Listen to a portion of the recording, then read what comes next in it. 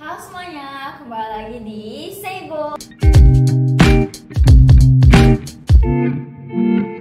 bersama saya Susana Malia dari kelas 10 MPLB. Gimana kabar kalian semua hari ini? Saya harap kabar kalian baik-baik aja ya. Oke everyone, hari ini kita akan membahas tentang arak-arakan tahun naga 12 tahun sekali. Kan ada yang tahu nggak nih tentang acara ini? Atau bahkan kalian dulu pas kecil ada yang pernah ikut? Nah, kali ini kita kedatangan tamu spesial yaitu Pak Teddy Santibalo. Beliau ini adalah salah satu panitia dari acara arak-arakan ini. Nah, sebelum kita mulai nanya-nanya, kita kenalan dulu sama beliau. Silakan. Halo Susan, apa Halo, kabar? Bapak. Baik. Hari ini kita mau ngomongin apa nih? Kita ngomongin tentang persiapan acara 12 tahunan ini nih. Oke, hari ini kita ngobrolin 12 tahunan buat Tante Peko. Yes. Kira-kira kita harus melihat sejarah dulu ya. Harus dong. Iya, 12 Sebelum tahunan. kesana sini. Iya, karena 12 tahunan mungkin kamu juga belum hadir ya di tahun 1856. Belum dong? Ya. Tapi juga belum lahir. Iya, saya pun juga belum lahir Iya, gitu belum kan. lahir. Jadi ini sesuatu peristiwa yang sangat langka dan ada di Indonesia, mungkin di dunia. Yes. Karena tidak ada kegiatan yang dilakukan setiap 12 tahun sekali. Semua per event tuh 1 tahun.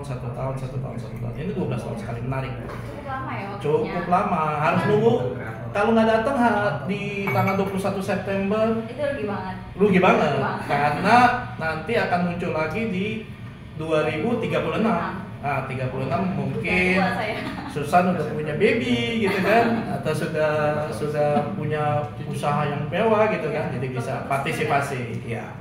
Jadi gini Susan, prosesi 12 tahunan ini itu cikal bakalnya adalah pemunggaran kelenteng Buntekpio. Ya, kelenteng Buntekpio yang ada di Jalan Bakti nomor 14 Pasar Lama Tangerang.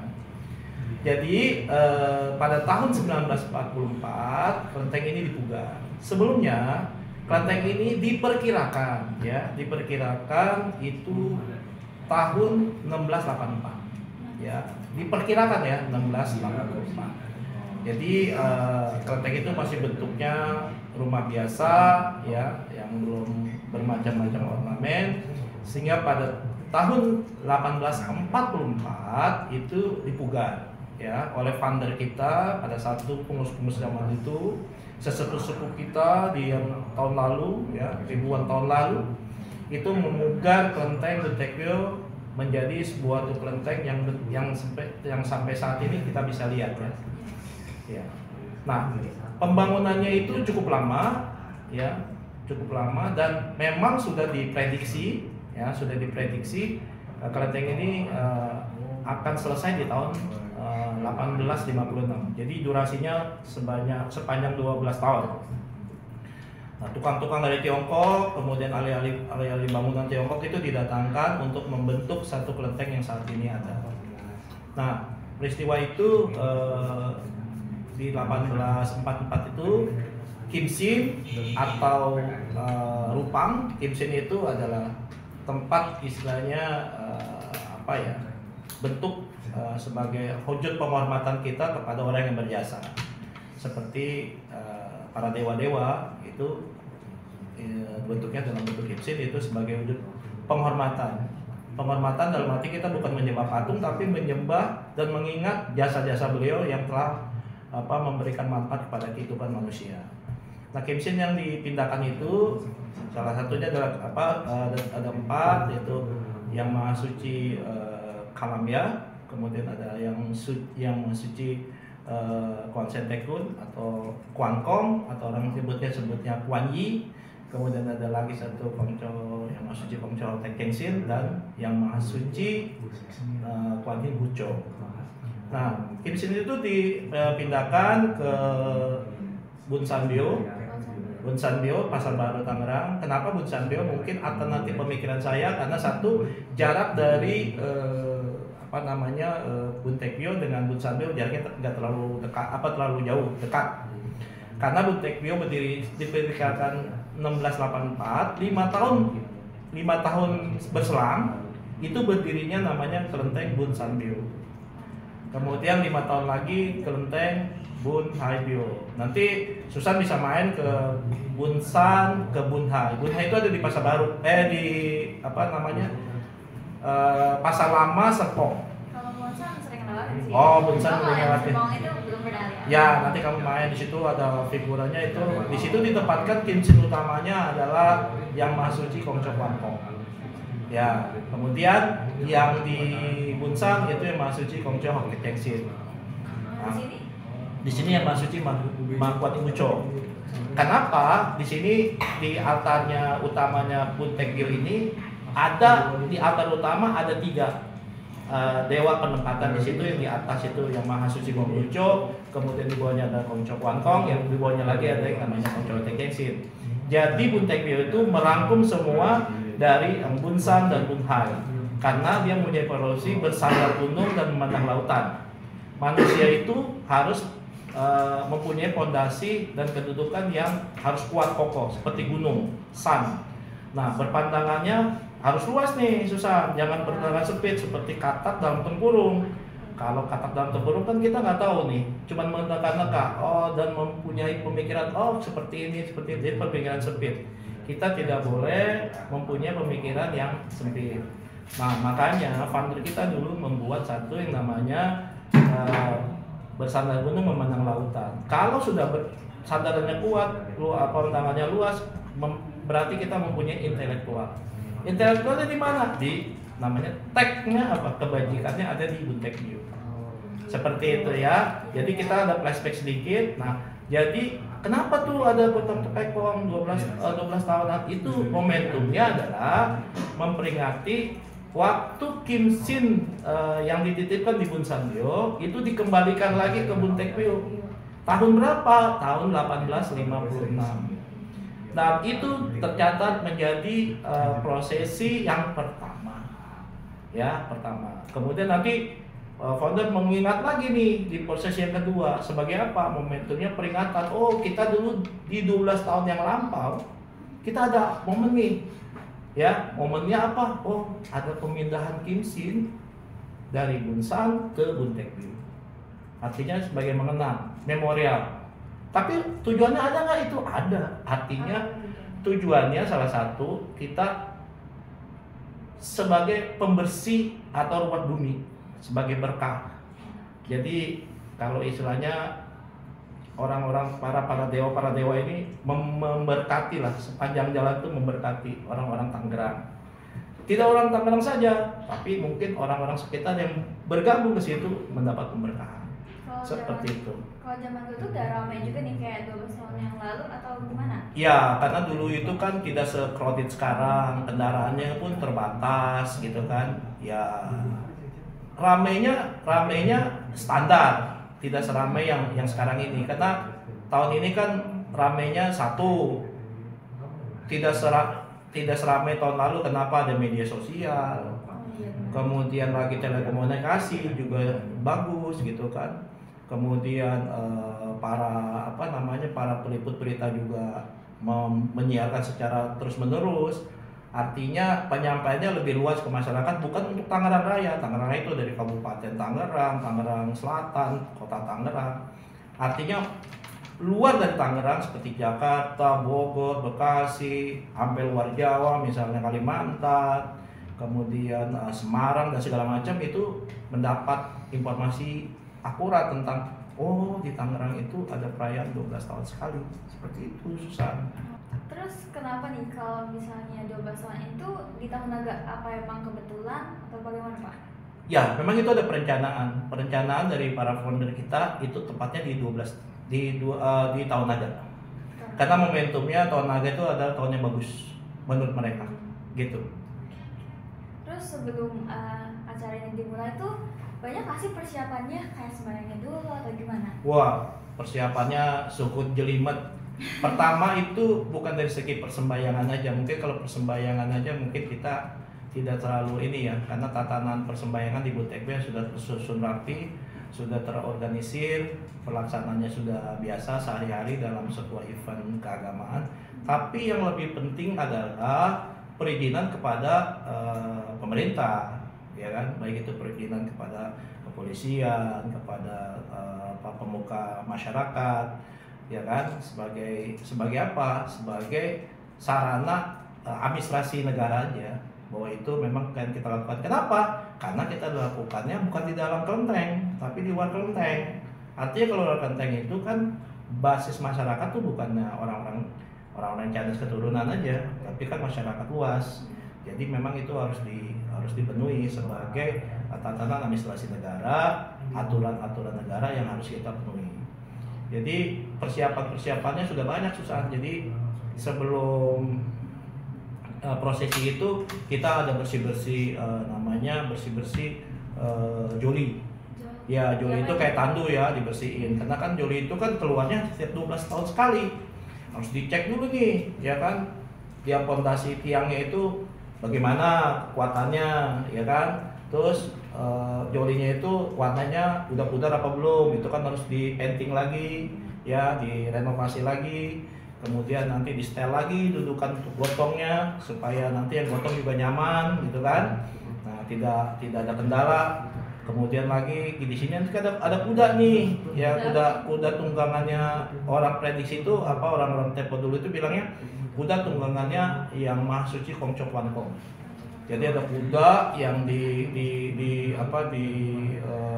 disemayamkan, itu bukan semayamkan, apa namanya, di apa ya, kalau ibaratnya itu disterilisasikan bahwa memang itu tidak boleh untuk yang hal lain. Jadi ditiam itu diberkatin. Nah, itu kuda itu nanti sebagai tunggangannya Pak Chok Wan Kong hanya diberikan satu pelana aja, pelana kosong, itu yang nanti ditunggangin. Yang nggak tahu ya, kalau orang-orang bilang indigo, oh ada bentuk wujudnya seperti jenderal perang gitu kan. Nah, itu saya nggak tahu kan, karena saya juga bukan indigo, saya bukannya juga orang metafisik yang bisa melihat itu, tapi ada orang-orang bilang seperti itu, Susan. Jadi memang itu dikhususkan untuk tunggangannya kuda. Nah, nanti ada dikawal lagi sama 4 kuda untuk mengawal kuda tersebut.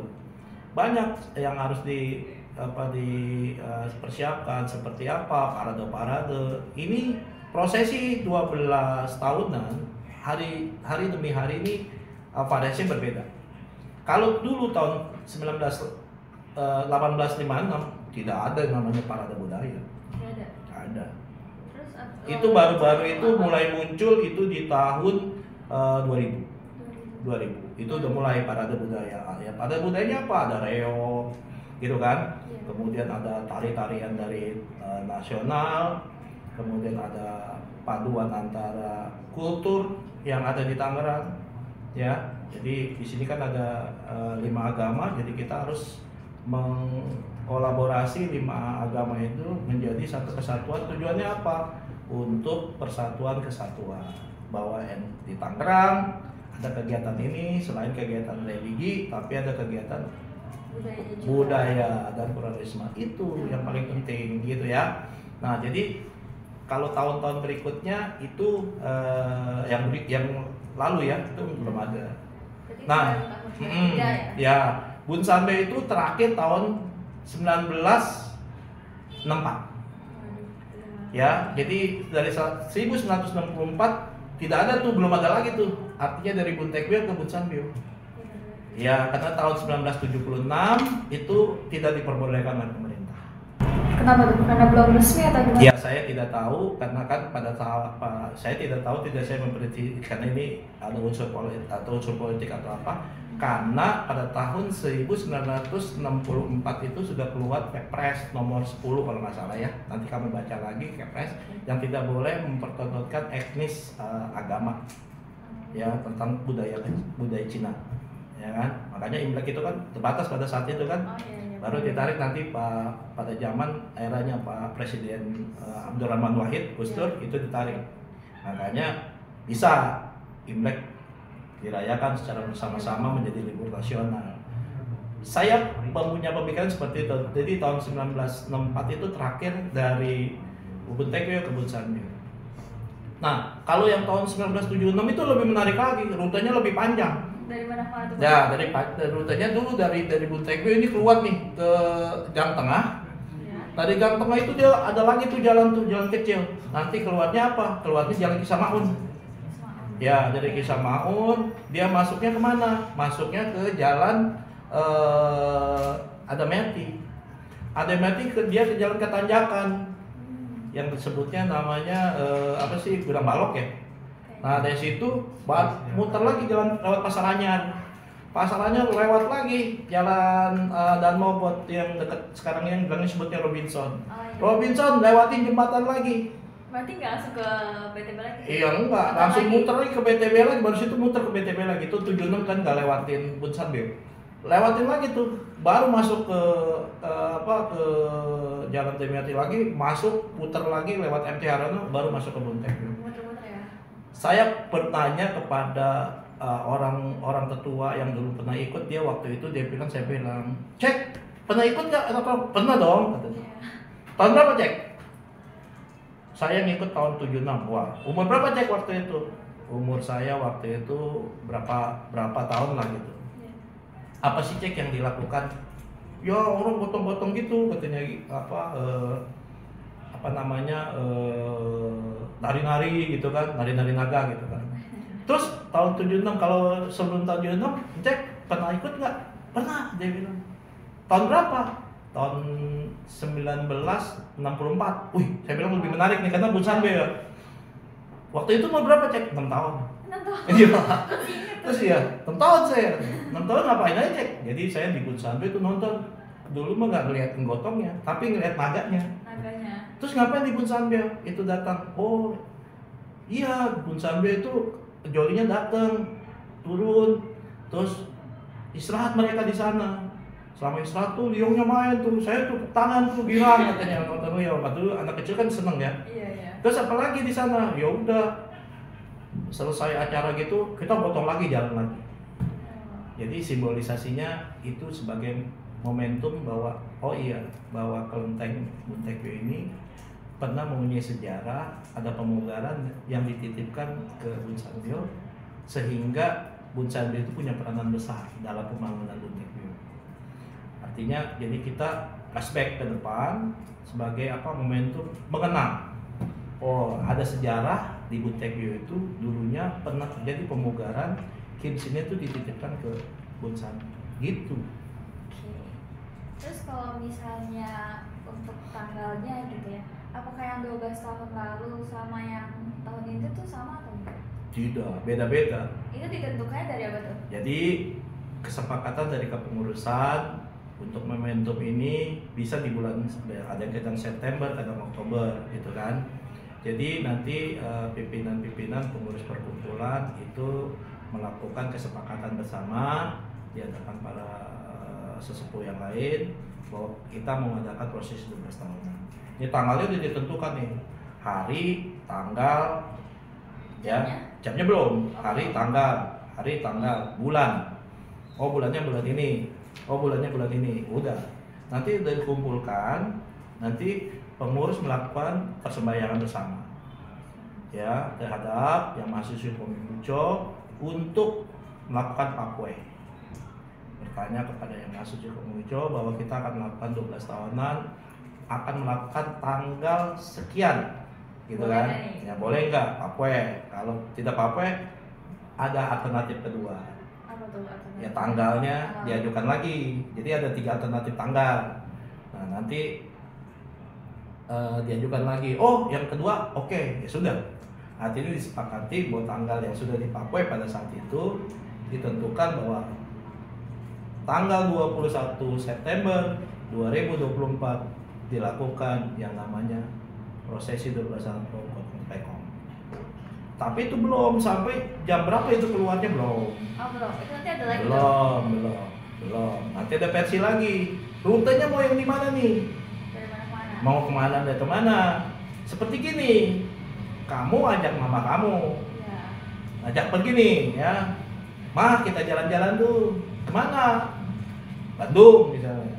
Jalan-jalan, healing-healing. Tanggalnya tanggal berapa? Kamu tentuin, Ma tanggal sekian mau nggak? Oh jangan, tanggal sekian ada acara. Schedule tuh. Oh iya dong, artinya persetujuan orang tua kan kita mau ajak dia, bukan Iya. kita kan. Oke, tanggal sekian disepakati sudah. Nah terus nanti kan tanya lagi, Ma rute mau ke Bandung mau lewat mana? keluar tol ini apa tol ini. Orang tua kan pasti tahu, oh yang sana lebih jauh, ini lebih dekat. Oh ini sana nggak macet, ini mungkin nggak macet. Jadi bisa lancar. Oh lewat sini saja, gitu kan? Ya terus. Nah, tanya lagi, Ma, kita mau berangkat jam berapa? Gitu kan? Jam berapa kita mau berangkat? Oh iya, Ma kita besok mau berangkat jam berapa nih? Jam 7? Jangan kesiangan. Jam 4. Jam 4 kepagian. Udah, tentukan jam 6 gitu kan? Atau jam 5, ya udah. Artinya seperti itu. Jadi kita melakukan itu sebagai komunikasi kepada yang Maha Suci yang kita junjung, yaitu yang Maha Suci Hamengkubuwono atas persetujuan beliau. Lah, bagaimana? Ya kan para anak-anak muda nih yang para milenial bingung, loh komunikasinya kok begitu? Orang-orang Tionghoa berkomunikasi kepada yang para suci pada Kipsin itu melalui pakwe. Ya pakwe dengan dua bilah kayu bentuk seperti biji kana itu dibanting persetujuan. Kalau misalnya satu terbuka, ya itu setuju, gitu kan? Artinya teknisnya untuk melakukan 12 tahun itu seperti itu. Jadi pengurus melakukan suatu ritual awal dulu, bertanya nih seperti tadi, rutenya mau kemana, jam berapa, tanggal berapa berangkatnya, jamnya, iya jamnya. Kan kalau kita langsung kucuk-kucuk kita berangkat gitu kan orang tuh juga bingung. Mau kemana? Ke Bandung, ya orang apa mama hari ini mau kondangan? Nah gitu kan. Berarti kan kita di awal jauh-jauh udah bilang, Ma mau ngajak ke Bandung nih, tanggalnya tanggal segini, cocok nggak Ma? Cocok, oke.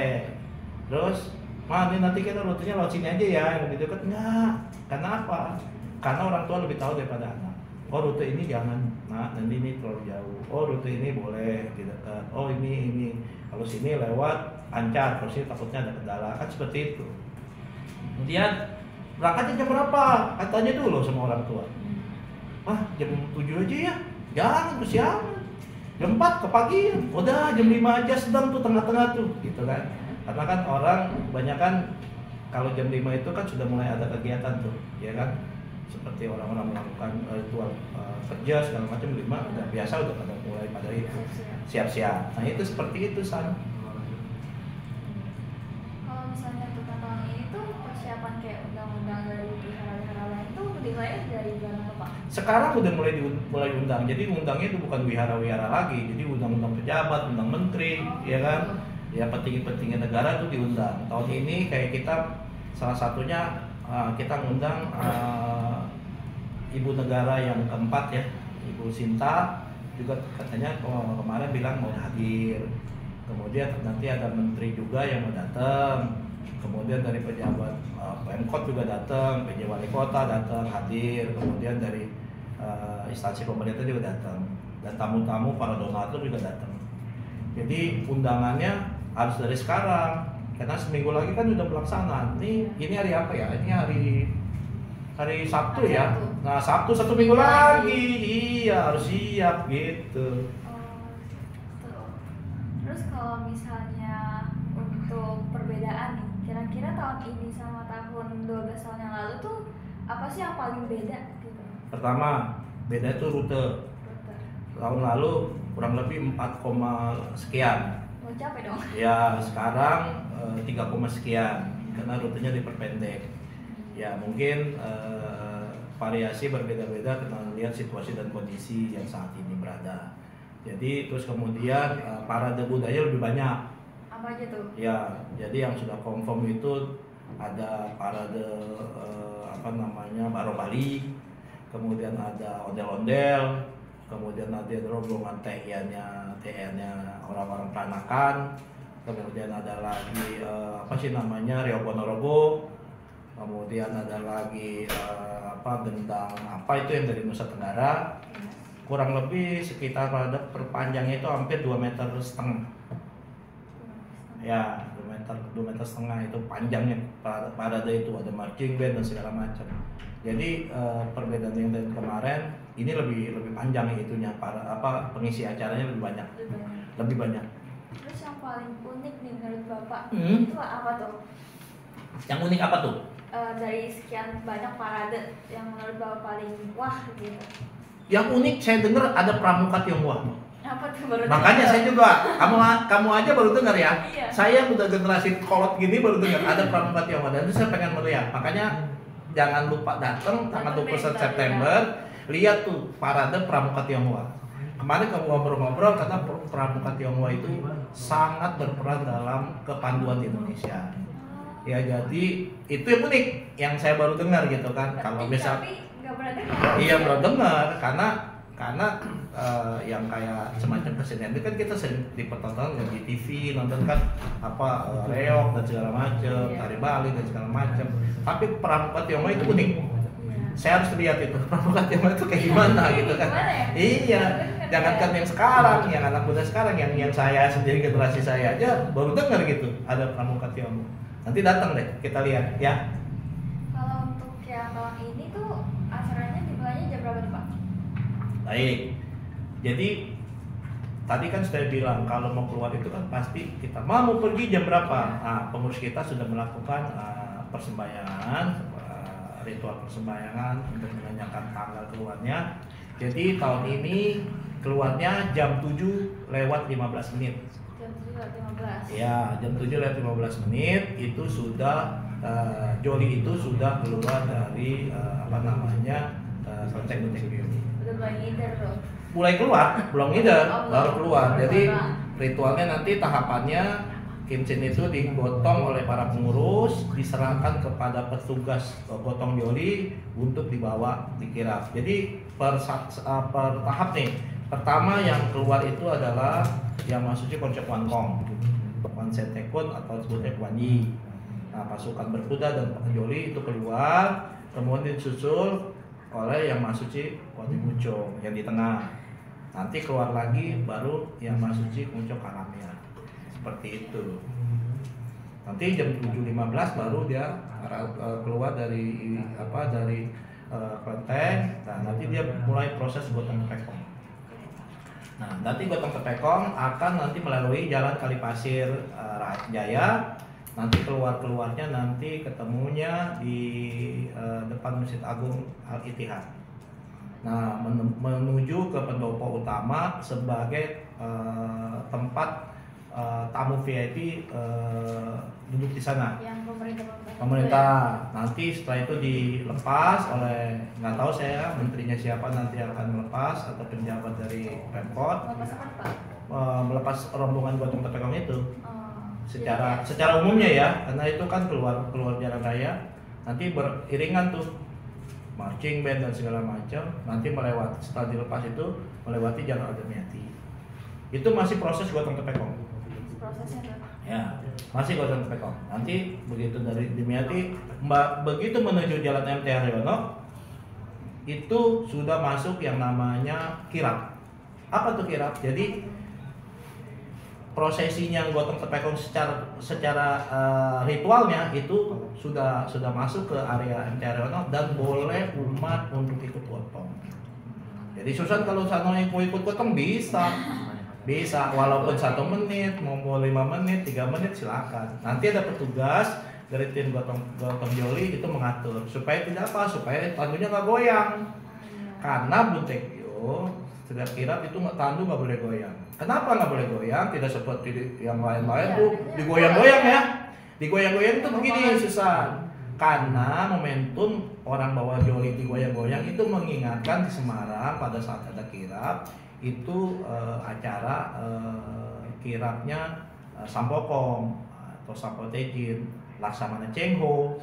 Karena digoyang itu pada saat dia datang ke bumi Jawa itu naik perahu, naik kapal, seolah-olah dia waktu datang itu kan ada gelombang air atau terombang ambing begitu kan. Jadi dia momentumnya begitu. Cuman banyak disalahartikan digoyang. Iya kan? Iya, momentumnya itu sebenarnya Sampokong itu, Sampotejin itu, Laksamana Cengho itu datang ke bumi Jawa itu naik perahu, makanya digoyang.